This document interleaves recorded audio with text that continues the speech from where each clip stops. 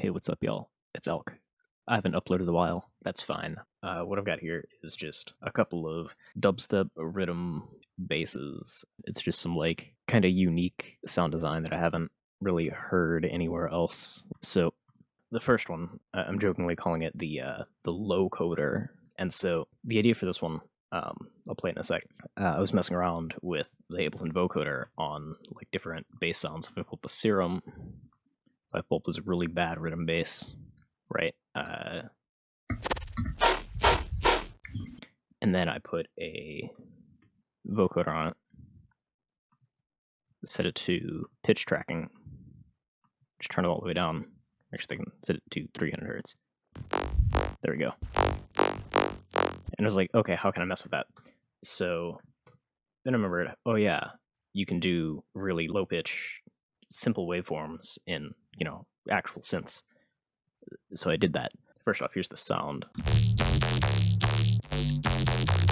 Now if I turn off all the processing on the actual output,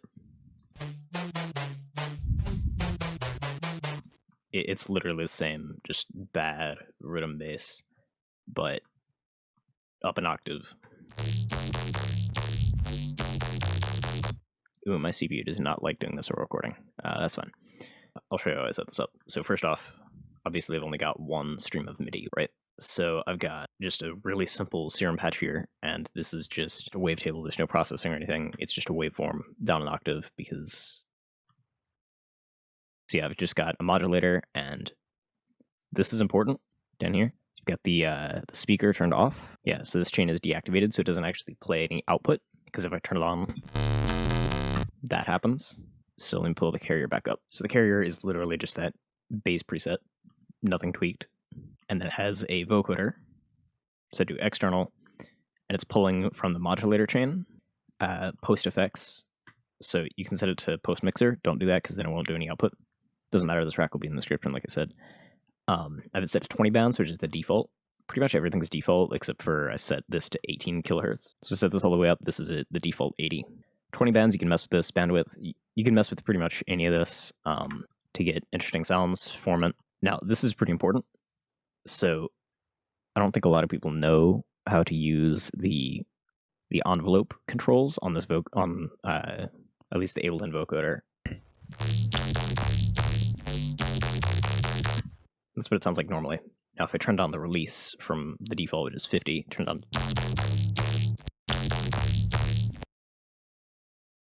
And if I turn up the depth.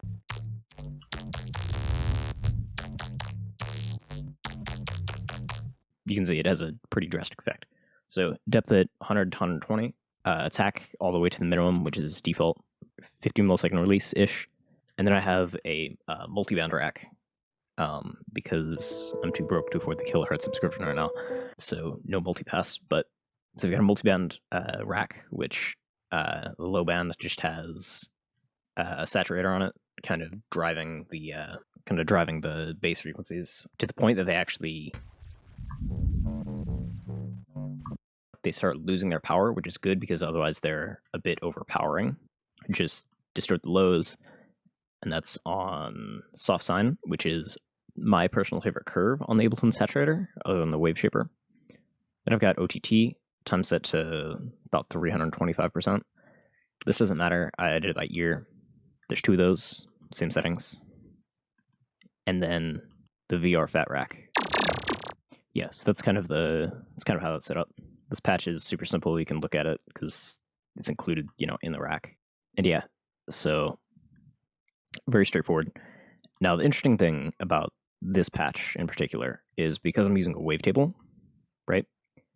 I actually have it mapped to just a macro, so if I pull this all the way down, it's just a saw wave, right? Let me pull up this. Yeah, so it's saw wave, and it blends through a bunch of different waveforms.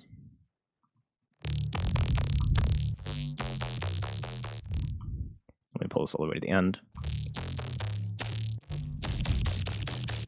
This almost sounds like kind of a tear-out machine gun bass, which is pretty interesting. But yeah, let's put it in context, which is just bad riddim drums.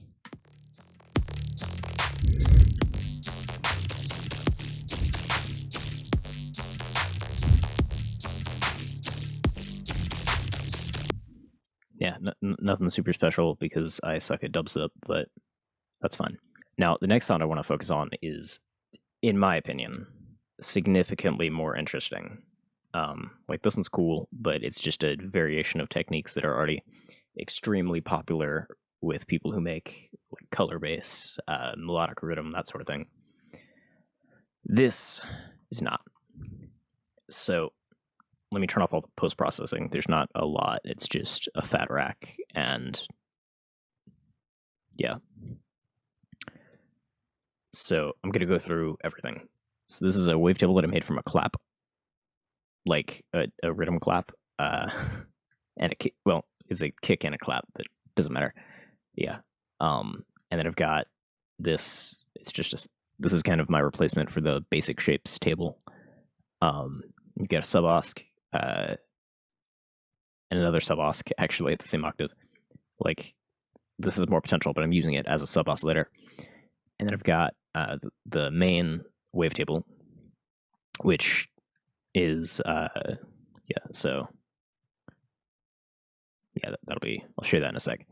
This is only modulating things on the front panel and the level of the compressor.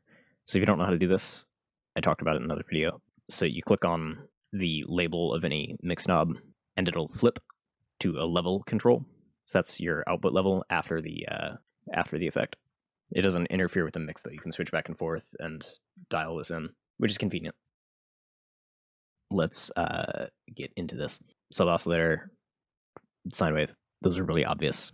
So with this, you've got, actually with the wavetable, it's messy. And if I turn off all the post-processing and play it, it sounds god-awful.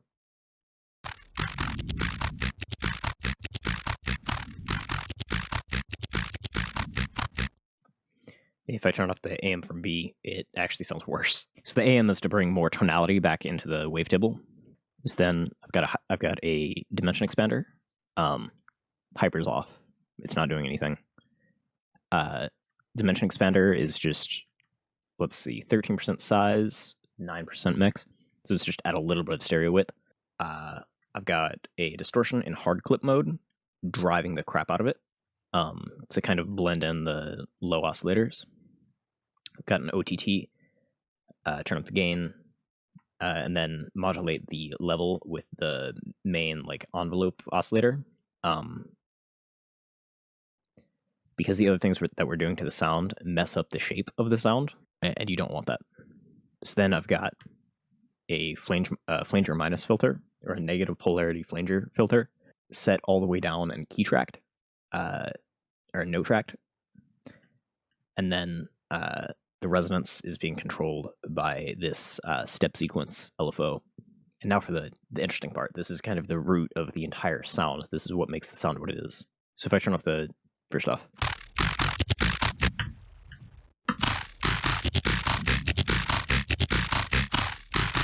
you can already tell it's pretty tonal, all things considered. Like, the main wavetable is basically just noise. Now, if I pull up phaser, this is the most important part of this sound.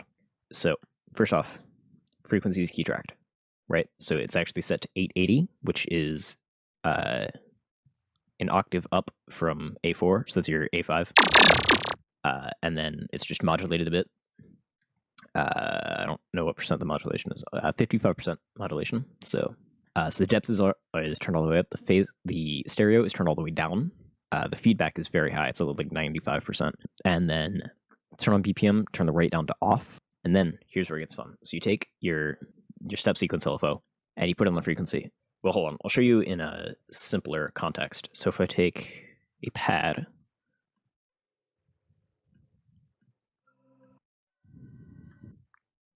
so you got this pad. So the way I figured this out is using UVI's shade. So if I take a phaser filter, turn up the feedback, add an MSEG. Yeah, so I figured this out completely by accident, but you can get some really interesting results by doing this. And we'll turn on the limiter after. So that's what I was experimenting with. And basically that is the same thing that the phaser in this serum patch is doing. Right? It's just using an actual phaser instead of a phaser filter because it was already using the filter. So it's also doing it a lot faster. So this LFO is not BPM tracked, so it's not tempo synced at all because that doesn't matter because this isn't rhythmic because it's going so fast. So this is at 5 hertz, so it's doing 5 cycles of this pattern every second.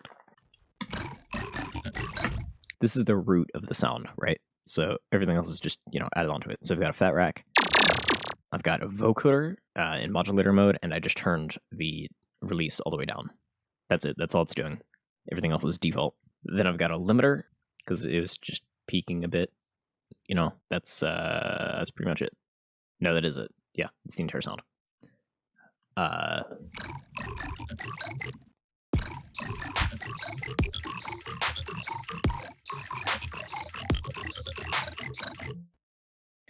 don't know, I just wanted to kind of show that off because I thought these couple of different sound design techniques, I guess, were pretty interesting. And this actually gets really fun if you throw like some reverb on it. So if I take, let's grab a Cloud Seed.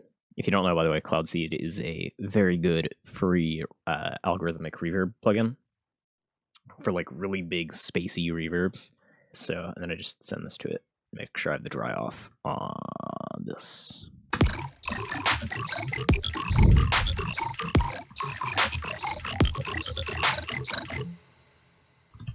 Yeah, this particular bass reverbs really well. Anyway, yeah, that's about it. So, yeah,